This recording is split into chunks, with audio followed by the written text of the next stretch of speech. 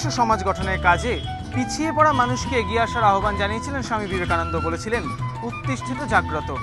আর সেই শব্দ দুটোই কিন্তু এবারের থিম পল্লীমঙ্গল সমিতির পুজোয়। বিশাল পদ্মপাতার আকারে তৈরি এই মণ্ডপের মধ্যে স্বামী বিবেকানন্দর এই বাণীর ছবি ধরা থাকছে।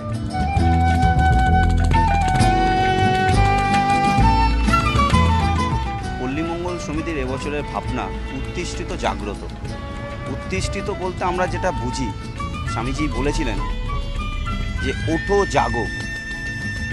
নিম্ন শ্রেণীর যারা মানুষ তারা কতটা এখনো অবহেলিত, তারা এখনো পিছিয়ে পড়ে রয়েছে, তারা আজকে জেগে উঠেছে।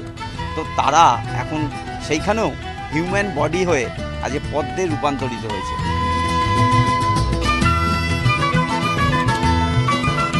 আমরা যথেষ্টই প্রত্যাশা, এই প্রত্যাশাকে বুকে রেখেই আমরা এবার 53 বছর পর সাধুর উৎসব আমরা এবার আয়োজন করেছি এবং এই আশা রেখেই যে আমরা এবার ব্লকবাস্টার যেটা আপনাদের হয় সাথে আমরা পৌঁছবার যথেষ্ট আশাবাদী আছি।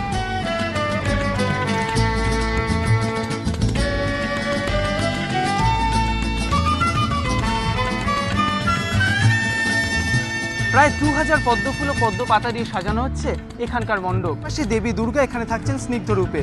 অসুর তার কাছে আত্মসমর্পণ করছেন, তিনি করছেন অস্ত্র প্রত্যাহার।